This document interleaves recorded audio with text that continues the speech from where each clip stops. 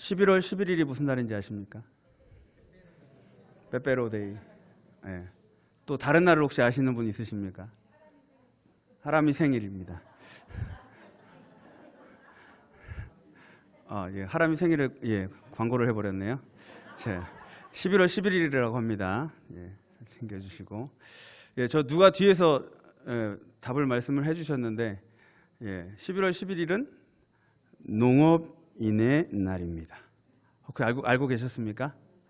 예, 이 농업인의 날인데 그 이유가 있습니다. 그 한자로 11, 요거를 합치면 흑토자가 됩니다.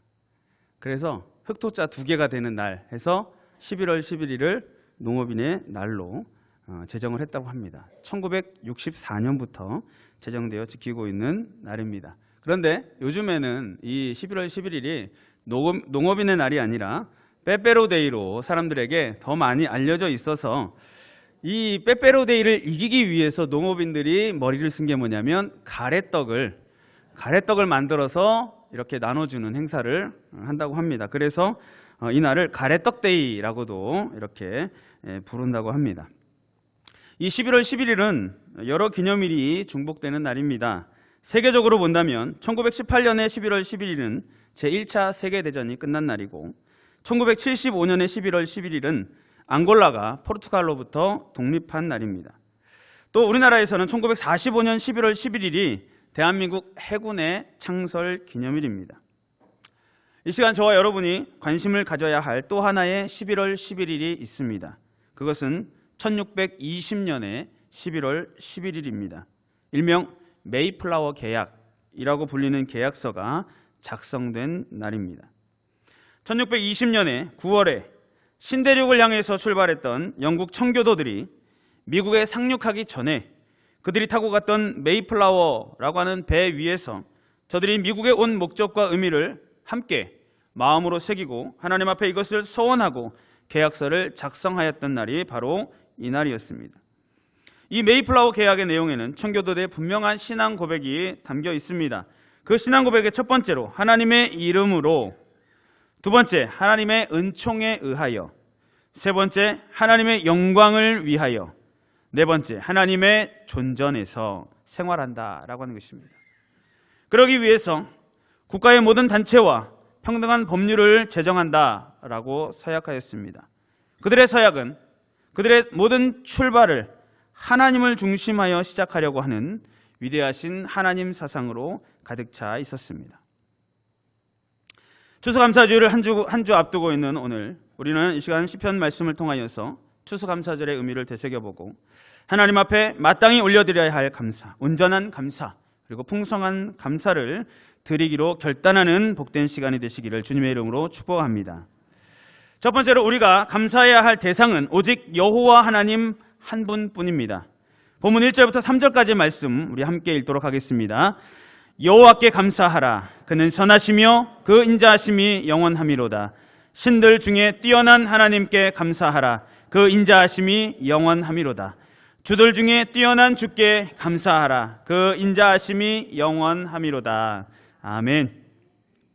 여호와께 감사하라 라고 하는 이 문장에서 감사하다라고 하는 것은 찬양하다라고 하는 의미를 가지고 있습니다. 특히 본문에서는 회중들에게 찬양할 것을 강하게 권면하고 있습니다. 이 감사라고 하는 단어는 원문에 보면은요, 1절과 2절, 3절, 그리고 마지막 절인 26절에만 기록이 되어 있습니다. 그런데 우리가 가진 성경, 한글 성경에는 1절부터 마지막 절까지 다 있습니다. 자, 이것을 원문에는 1, 2, 3절과 26절에만 기록이 되어 있는 이 감사하라라고 하는 단어를 이 전체에다가 다 적용한 것은 하나님을 찬양해야 하는 그 우리의 모습들을, 그것을 더 강조하기 위해서 이렇게 일부러 번역을 할 때 감사하라라고 하는 단어를 다 넣었다고 합니다. 시편 기자는 1절부터 3절까지 우리가 감사해야 할 대상에 대해서 언급을 하고 있습니다. 그 대상은 바로 여호와, 그리고 하나님, 그리고 주입니다. 이것은 모두 하나님을 지칭하는 대표적인 이름입니다. 매 절마다 명령형 동사 감사하라와 함께 사용되었고, 이 찬양을 함께하는 모든 회중들에게 하나님을 찬양하라 라고 하는 동일한 메시지를 반복해서 강조하고 있습니다. 1절에 나타나고 있는 여호와께 라고 하는 이 여호와는 하나님께서 시내산에서 모세를 부르실 때 사용하셨던 그 단어입니다. 스스로 있는 자라고 하는 의미를 가지고 있습니다. 하나님께서 당신의 백성들에게 찾아오셔서 언약을 맺으시고 그 언약을 성실하게 이행하시는 신실하신 하나님의 면모를 강조하는 이름이 바로 여호와입니다. 2절에 신들 중에 뛰어난 하나님께 라고 하는 것은 만물을 창조하신 창조주 하나님, 전능하신 하나님의 면모를 부각시키는 이름입니다. 신들 중에 뛰어나다라고 하는 표현은 여러 신들이 있는데 그 중에 가장 뛰어나다라고 하는 뜻이 아니라 오직 하나님만이 유일한 참된 하나님이시다라고 하는 표현입니다. 3절에 주들 중에 뛰어난 주께라고 하는 것은 하나님께서 이 세상의 유일하신 참 소유자이시다, 참 주권자이시다라고 하는 뜻입니다. 다시 말해서 우리가 감사해야 할 대상은 영원부터 영원까지 스스로 계시면서 만유를 창조하셨으면서 오직 홀로 우리의 경배를 받으실만 하면서 이 세상의 유일하신 참 소유와 주권자가 되시는 하나님이다라고 하는 사실입니다. 아무도 아멘을 안 하시네요.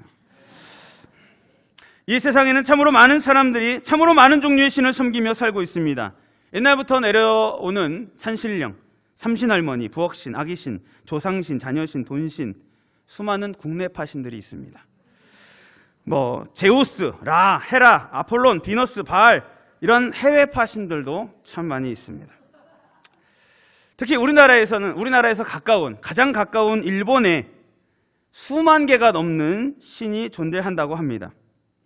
그러나 하나님과 그 많은 신들의 차이가 무엇인지 아십니까? 하나님은 스스로 계신 분이고 다른 모든 신들은 인간이 만들어낸 것이다 라고 하는 차이입니다. 그리고 그것들은 결코 인간이 만들어냈기 때문에 전능하거나 영원하거나 선하거나 신실할 수가 없습니다. 우리가 그렇기 때문입니다. 본성이 약하고 유한한 인간들에 의해 만들어졌기 때문입니다. 그것들은 생명도 없고 구원을 베풀 능력도 없고 자기를 찾는 자들에게 은혜를 베풀 수도 없는 존재들입니다.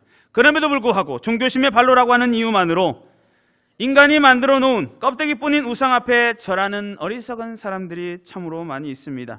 그러나 이러한 행위들은 창조주 하나님, 유일하신 하나님을 모욕하는 행위다라고 하는 사실을 우리는 분명히 알아야 합니다. 하나님께서 모든 만물을 창조하신 이유가 있습니다.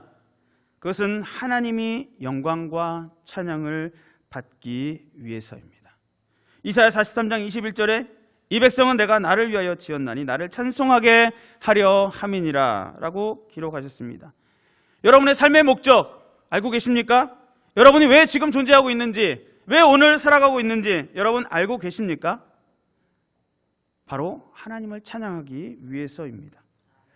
하나님께서는 모든 만물과 인간을 창조하셨습니다. 하나님께서 만드신 피조물들 가운데 인간이 포함되어 있습니다. 그리고 그 인간이 잡다한 신들을 만들어냈습니다. 그렇다면 하나님과 잡신들의 관계는, 레벨은 어느 정도입니까? 하나님이 우리를 만드셨고 우리가 잡신을 만들었습니다. 하나님과 잡신의 레벨 차이는 헤아릴 수가 없습니다.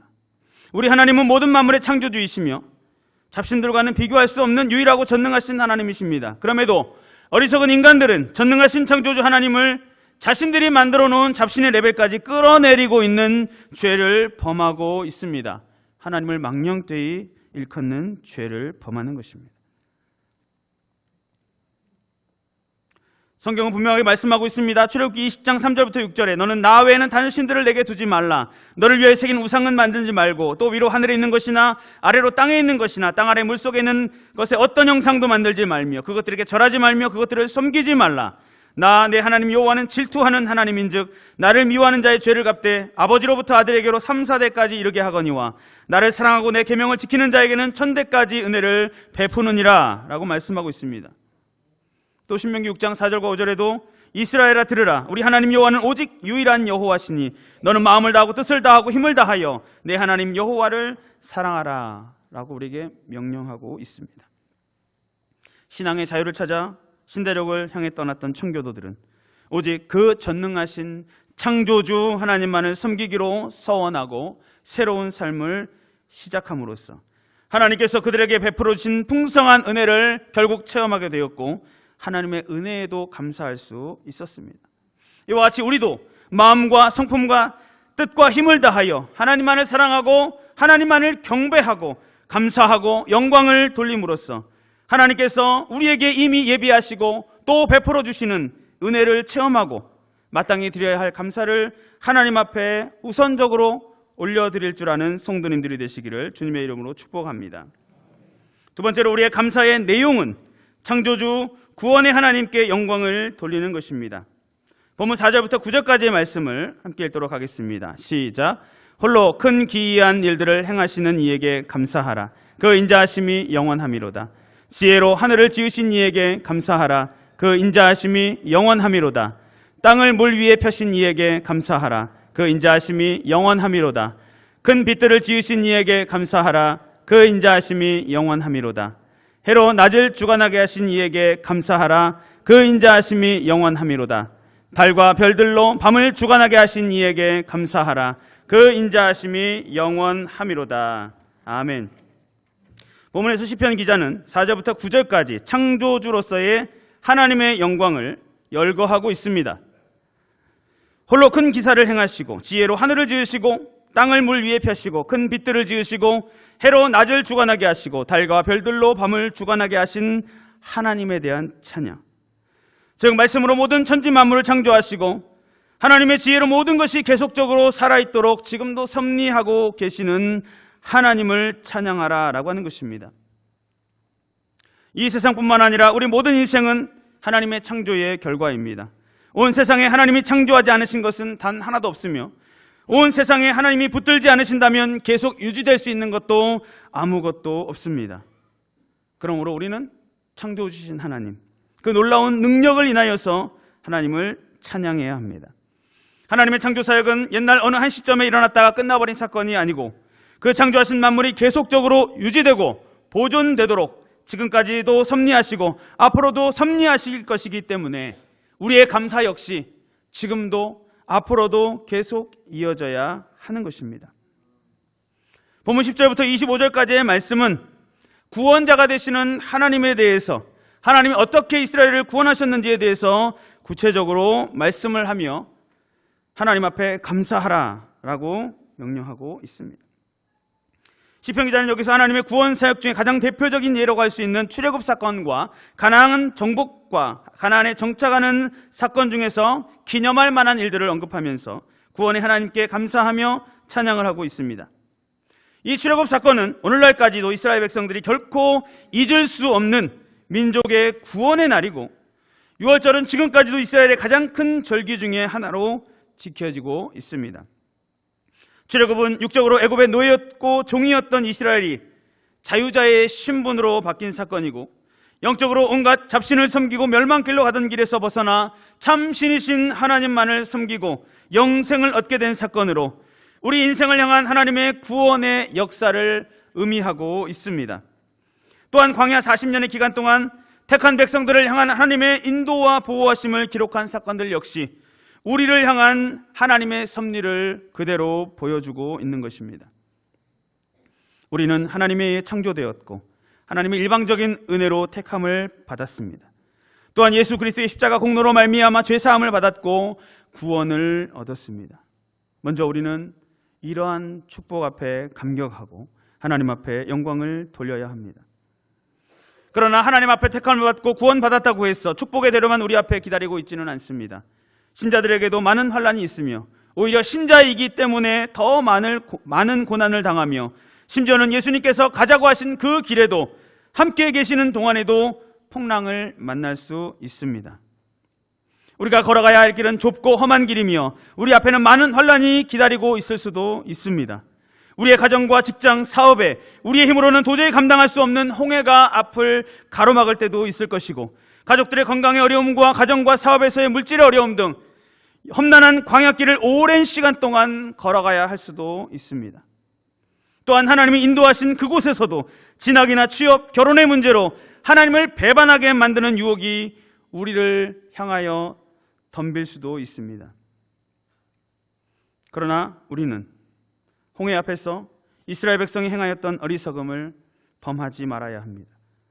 광야에서 이스라엘 백성들이 행하였던 패역함을 떨쳐버려야 합니다. 가나안 땅에서 이스라엘이 행하였던 죄악을 우리의 교훈으로 삼아야 합니다. 청교도들은 65일간의 긴 항해 기간 동안에 거친 파도와 싸우면서도 불평 없이 묵묵히 인내하였습니다. 미국이라고 하는 신대륙에 도착했지만 그들에게 불행은 계속되었습니다. 추운 날씨와 여러 가지 질병이 그들을 고통스럽게 하였습니다. 그곳에 살고 있던 인디언들과의 관계 역시 청교도들을 괴롭게 하였습니다. 그러나 추운 겨울과 많은 질병으로 인해서 죽어가는 가족과 이웃들을 보면서 그들은 원망하거나 낙심하지 않았습니다. 인디언들과의 마찰로 곡식을 심어도 얻지 못하고 여러 날을 굶고 고통하였지만 끝까지 인내하였습니다. 오히려 이 모든 일에 하나님의 도우심을 바라며 기도하였습니다.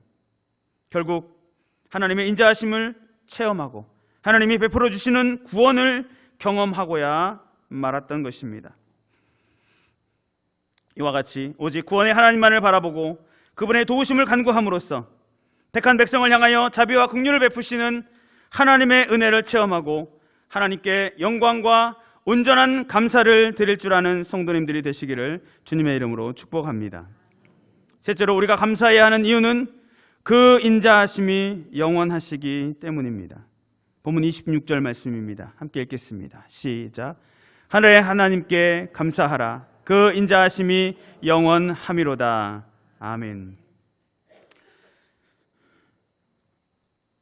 하늘의 하나님께에서 하나님은 권능과 능력의 하나님을 의미하는 단어입니다. 하늘은 인간이 거주하고 있는 땅과 대비되는 개념으로 하나님의 초월성을 나타내는 표현입니다. 즉 하나님은 온 땅과 온 하늘과 땅 위에 홀로 위대하신 전능하신 하나님이심을 나타내는 말이기 때문에 이 자체로도 하나님께 찬양을 올려드려야 할 이유가 충분하다라고 하는 것입니다. 그 인자하심이 영원함이로다 라고 하는 구절은 본문 처음부터 마지막까지 예외 없이 반복되는 후렴구입니다. 원문에 보면 이 구절에는 왜냐하면이라고 하는 접속사가 포함되어 있습니다. 하늘의 하나님께 찬양하라. 왜냐하면 그 인자하심이 영원하시기 때문이다 라고 하는 뜻입니다. 이 접속사는 일반적으로는 상반절에 나오는 찬양의 내용에 응해야 하는 이유를 진술하기 위해서 사용되었습니다. 그러나 4절부터 24절까지의 후렴구에서는 그 자체로 하나님을 찬양하는 그러한 의미로 사용되고 있고 각 상반절은 이 후렴구의 내용, 즉 영원하신 인자하심을 예시하고 확증하는 내용으로 되어 있습니다. 다시 말해서 계속해서 반복되는 이 구절은 찬양의 이유를 제시함과 동시에 하나님의 행하심에 대한 직접적인 찬양의 뜻으로 사용되고 있는 것입니다. 인자라고 하는 것은 언약에 기초한 하나님의 백성을 향한 한결같은 사랑을 가리킵니다. 이 인자는 하나님의 자비와 긍휼이라고 하는 단어와 같은 뜻입니다. 또 이 인자는 인내와 오래 참으심이라고 하는 내용도 포함하고 있는데 이것은 하나님의 선하심과 하나님의 사랑을 잘 나타내주는 단어입니다. 실제로 하나님의 인자하심은 이스라엘의 역사 가운데 분명하게 나타나 있습니다. 애굽의 압제에서 해방된 것, 이어지는 광야 40년간의 여정 동안 경험할 수 없는 많은 이적들, 홍해를 마른 땅같이 지나며 구름 기둥과 불 기둥의 인도와 보호를 받으며 마실 물과 만나 메추라기를 공급받으며 옷이 헤어지거나 부르트지 아니한 그러한 일 등, 그리고 광야 생활을 마치고 가나안 땅을 정복한 사건, 많은 사사와 선지자, 제사장, 경건한 왕들이 세워짐으로 말미암아 찬란한 역사의 꽃을 피울 수 있었던 그러한 하나님의 은혜 가운데 진행된 많은 일들을 우리에게 말해주고 있습니다. 또 시편 기자는 이 하나님의 인자에 대해서 영원함이로다 라고 하는 표현으로 서술하고 있습니다.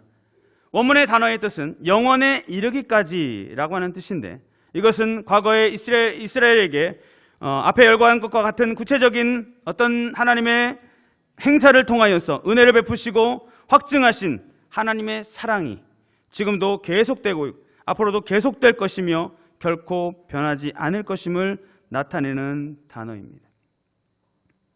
하나님의 인자하심이 영원할 수 있는 것은 하나님께서 영원하신 분이기 때문입니다. 하나님은 시작도 없고 끝도 없으십니다.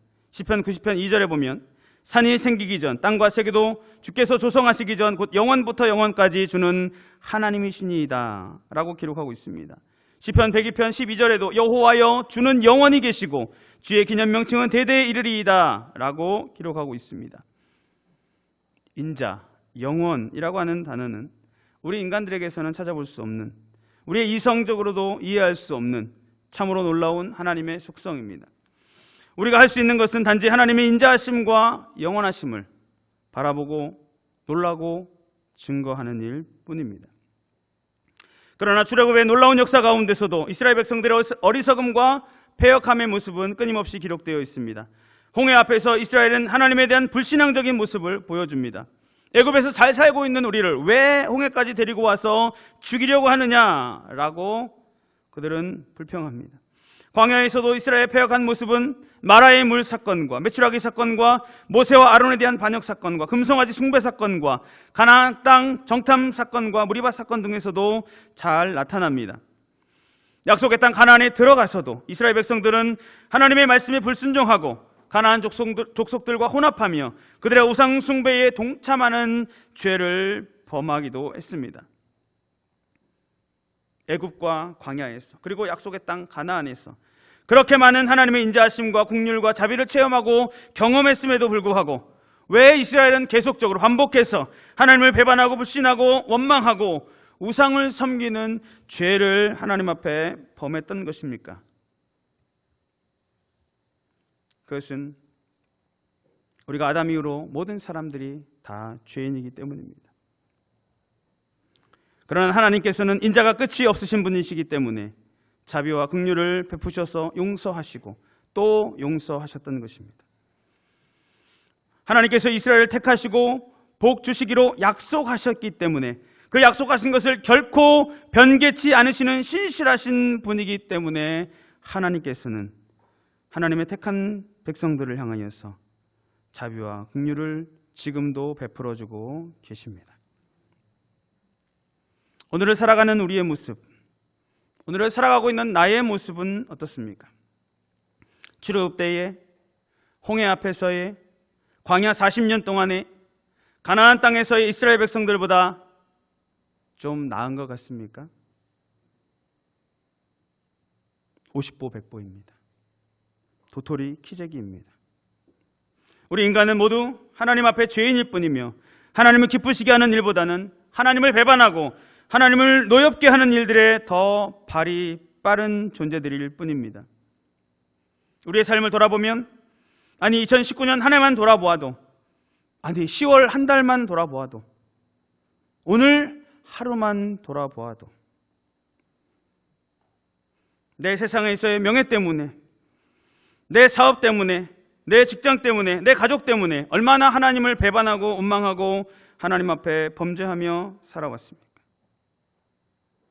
그러나 하나님께서는 택한 백성들을 향한 그 인자를 오늘도 베풀어주고 계십니다.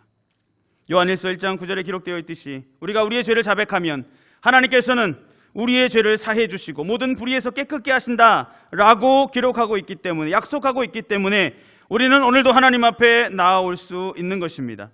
그러므로 우리는 그의 인자하심에 감사해야 하고 그 영원하심에 또 깊은 감사를 드려야 하는 것입니다. 우리는 하나님께 감사해야 됩니다. 왜냐하면 그 인자하심이 영원하시기 때문입니다. 우리를 향한 인자하심이 영원하신 하나님을 향하여 풍성한 감사를 드릴 줄 아는 성도님들이 되시기를 주님의 이름으로 축복합니다. 성도 여러분, 오늘날 세계교회가 지키고 있는 추수감사절은 저 신대륙을 찾아갔던 청교도들의 감사축제에서 그 기원을 찾을 수 있습니다. 1620년 9월 2일 영국 플리머스를 떠나 65일간의 긴 항해 끝에 미국 매사추세츠에 도착한 101명의 청교도들은 혹독한 환경의 어려움 가운데서도 하나님을 향한 절대 신앙과 개척의 의지를 불태우면서 정착의 꿈을 펼쳐나갔습니다. 첫 겨울을 지나면서 괴열병과 폐렴으로 절반이나 되는 사람들이 죽었습니다. 또한 그곳 원주민이었던 인디언들이 청교도들이 심어놓은 곡식을 망가뜨리고 농사도구를 훔쳐가는 등 어려움을 겪었습니다. 그러나 그들은 낙심하지 아니하고 하나님께 기도하였습니다. 그들의 기도가 응답을 받아서 인디언들과 상호 협력과 불가침 조약을 맺게 되었고, 보리와 밀, 옥수수 등의 경작법을 배워서 곡물을 심을 수 있었습니다. 그리고 하나님의 은혜로 그의 가을 추수는 풍작을 이루었습니다. 그래서 청교도들은 인디언들과 함께 음식을 나누며 즐거워하였고, 하나님께 감사 예배를 드리면서 비로소 신앙의 자유와 기쁨의 축제를 만끽하게 되었던 것입니다. 이것이 바로 우리가 현대 지키고 있는 추수감사절의 기원입니다. 우리는 그 옛날 청교도들이 새로운 삶을 시작하기 전에 하나님 앞에 서원하였던 내용들을 기억해야 합니다. 우리는 늘 하나님의 이름으로, 하나님의 은총에 의하여, 하나님을 위하여 하나님의 존전에서 살아가야 합니다. 오직 하나님만을 의지하며 살아가야 한다라고 하는 말입니다. 하나님을 향한 감사는 오직 우리 그리스도인들만이 누리는 특권이고 영예고 자랑이고 축복입니다. 오직 하나님께로 말미암아 창조함을 받았고 예수 그리스도의 십자가 공로로 구원받은 자들만이 할 수 있는, 또 해야만 하는 그러한 행위가 바로 감사입니다. 그 이유는 창세전부터 우리를 구원하기로 작정하시고 지금까지도 우리와 함께 하시는 하나님의 사랑 때문입니다. 이제 추수감사절이 한 주 남았습니다. 이 한 주간 하나님께서 1년 동안 우리에게 베풀어 주신 은혜에 대한 감사의 제목들을 찾아보시기 바랍니다. 그리고 오직 하나님께만, 창조주요 구원자이신 하나님께만, 인자하심이 영원하신 하나님께 마땅히 드려야 할 감사, 온전한 감사, 풍성한 감사를 드림으로 하나님을 기쁘시게 하는 모든 성도님들이 되시기를 주님의 이름으로 축복합니다.